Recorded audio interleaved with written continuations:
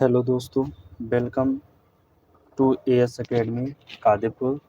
आज हम बात करेंगे केमिस्ट्री के सिलेबस के बारे में।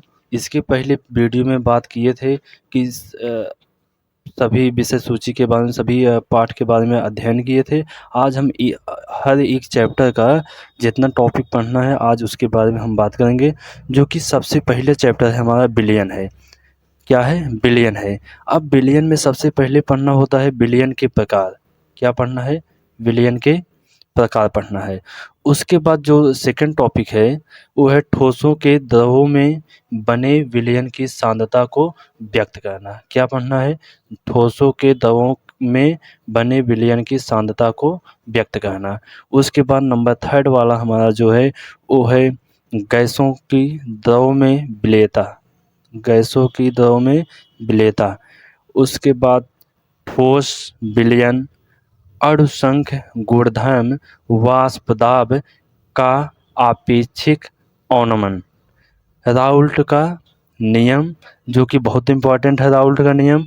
उसके बाद पढ़ेंगे क्वथनांक का उन्नयन, हिमांक का अवनमन, परासरल दाब, अणुसंख्य गुणधर्मों द्वारा आणविक द्रव्यमान ज्ञात करना, असामान्य आणविक द्रव्यमान, वांट हाफ गुणांक। उसके बाद आता है हमारा सेकंड चैप्टर। सेकंड चैप्टर का जो नाम है वो है वैद्युत रसायन। इसे इंग्लिश में कहते हैं इलेक्ट्रोकेमिस्ट्री। अब इसका जो फर्स्ट टॉपिक है वो है ऑक्सीकरण अपचयन अवक्रियाएं।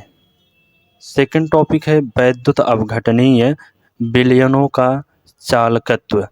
उसके बाद है विशिष्ट एवं मोलर चालकता। क्या है? विशिष्ट एवं मोलर चालकता। अगला है सांद्रता के साथ चालकत्व में परिवर्तन। उसके बाद है कोलराउस नियम, वैद्युत अपघटन और वैद्युत अपघटन के नियम।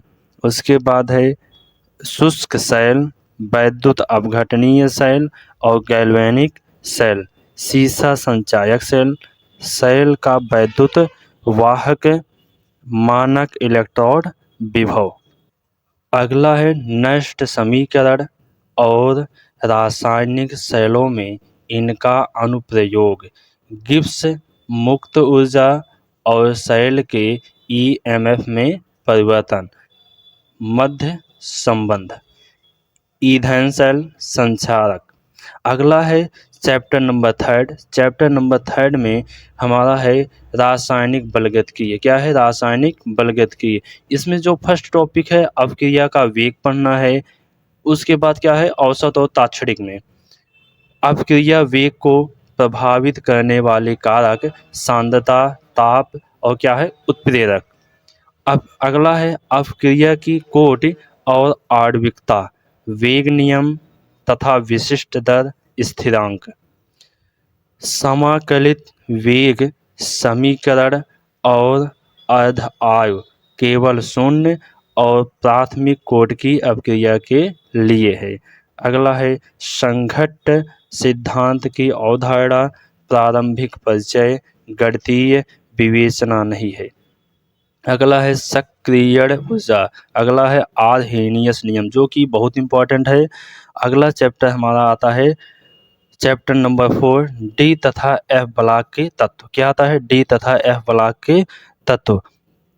इसमें है फर्स्ट टॉपिक हमारा जो है वो है सामान्य परिचय। इन सब का जो डी और एफ ब्लॉक है इसका सभी परिचय पढ़ना है।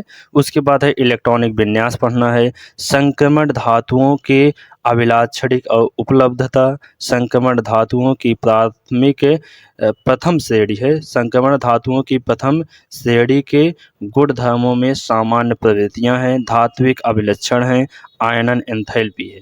क्या है? आयन।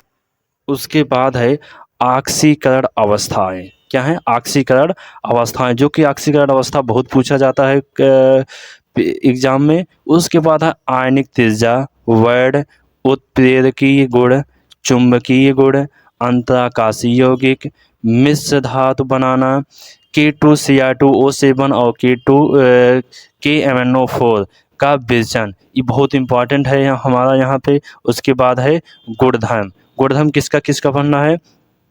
सबसे पहले लैंथेनाइड एक्टिनाइड। लैंथेनाइड जो है इसमें हमें पढ़ना है क्या, इलेक्ट्रॉनिक विन्यास, ऑक्सीकरण अवस्थाएं, रासायनिक अभिक्रियाशीलता, लैंथेनाइड आकुंचन और इसके प्रभाव। उसके बाद आता है इलेक्ट्रॉनिक विन्यास, एक्टिनाइड में इलेक्ट्रॉनिक विन्यास, ऑक्सीकरण अवस्थाएं तथा लैंथेनाइड के से तुलना। अगला है उपसहसंयोजक यौगिक।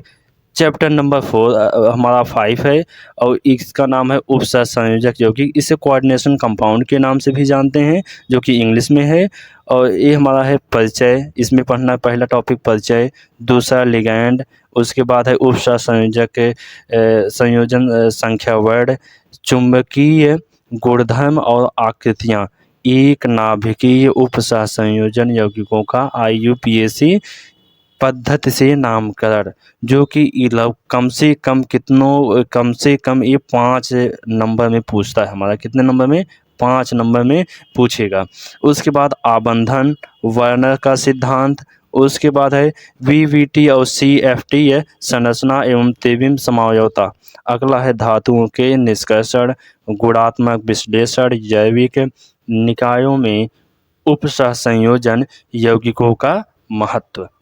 अब आते हैं हमारा, अब इसके बाद अगले वीडियो में पढ़ेंगे सेकंड चैप्टर के सभी टॉपिक के बारे में, सभी सिलेबस के। तो दोस्तों धन्यवाद।